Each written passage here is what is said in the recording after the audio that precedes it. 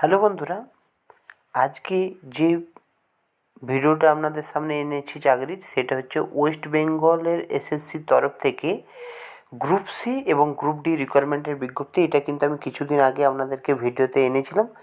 তাও যারা এই ব্যাপারটা ভালো করে দেখেনি তাদের জন্য কিন্তু এই নোটিফিকেশানটা আবার পুনরায় আপনাদের জন্য এনেছি। তো এটা কিন্তু আমাদের যে এসএলএসটির এক্সামটি হলো কিছুদিন আগে অ্যাসিস্ট্যান্ট টিচারদের জন্য, তার কিন্তু রেজাল্ট প্রকাশিত হয়ে গেছে। কিন্তু এটা যেই ভ্যাকেন্সিটার কথা আমি বলছি, এটা কিন্তু অ্যাসিস্ট্যান্ট টিচারের নয়, এটা হচ্ছে গ্রুপ সি এবং গ্রুপ ডির মানে নন টিচিং পোস্টের কিন্তু বিজ্ঞপ্তি। এর কিন্তু আবেদন কিছুদিন আগেই কিন্তু মানে 3 নভেম্বর 2025 কিন্তু আবেদন অলরেডি শুরু হয়ে গেছে। যার ভ্যাকেন্সি সংখ্যা দেখুন 8,478টি কিন্তু ভ্যাকেন্সি আছে গ্রুপ সি এবং গ্রুপ ডি মিলে।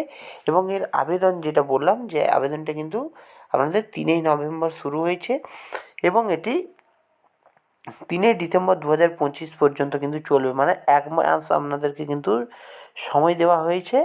এবং আপনাদের এটা কিন্তু পেমেন্টেরও লাস্ট ডেট হচ্ছে 3 ডিসেম্বর পর্যন্ত কিন্তু আপনাদের পেমেন্টের লাস্ট ডেট আছে। এরপর যদি আমরা দেখে নিই যে আপনাদের রিটেন যে এক্সামটি হবে, মানে এই যে ফর্ম ফিল আপটা পূরণ হয়ে গেলে আপনাদের যে এক্সামটি হবে, সেটা কিন্তু একটা টেন্টেটিভ ডেট দেওয়া আছে, যেটা হচ্ছে জানুয়ারি মাসে 2026 জানুয়ারিতে কিন্তু হওয়ার পসিবিলিটি রয়েছে। এবং এগুলো সবগুলো কিন্তু নন টিচিং ভ্যাকেন্সি এবং আমাদের 8,478টি কিন্তু ভ্যাকেন্সি আছে। তো এখানে দেখুন সাবজেক্ট ওয়াইজ কিন্তু কিছু ভাগ করা রয়েছে। যেমন গ্রুপ সির জন্য কী কী আছে, ক্লার্ক লাইব্রেরিয়ান, যাতে হচ্ছে 2,989টি ভ্যাকেন্সি আছে। এবং গ্রুপ ডির জন্য peon laboratory attendant night guard, এগুলোর জন্য হচ্ছে 5,489টি ভ্যাকেন্সি। মানে টোটাল কিন্তু আপনাদের 8,400 সামথিং ভ্যাকেন্সি, মানে 8,500টি কিন্তু ভ্যাকেন্সি। এবার এলিজিবিলিটি ক্রাইটেরিয়া যদি আমি দেখি, আপনারা যদি গ্রুপ সির জন্য আবেদন করেন তাহলে আপনাকে অবশ্যই মাধ্যমিক পাস হতে হবে বা মাধ্যমিকের সমতুল্যতে পাস করতে হবে।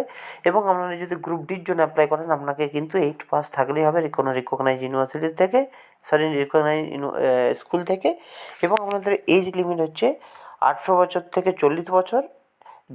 পয়লা জানুয়ারি 2025 অনুযায়ী কিন্তু এজ লিমিটটি কাউন্ট করা হবে।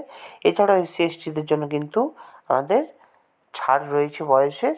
এরপর হচ্ছে সিলেকশন প্রসিডিউর যদি আমরা দেখি, এখানে যদি দেখি তাহলে কিন্তু আমরা প্রথমে আমাদের রিটেন এক্সামিনেশন হবে, তারপরে ইন্টারভিউ বা পার্সোনালিটি টেস্ট হবে, তারপর হচ্ছে ডকুমেন্ট ভেরিফিকেশন হবে। এবং এই আবেদনটি কোন ওয়েবসাইটে করবেন, এই যে দেখুন আবেদনটি, এই যে ওয়েবসাইট আছে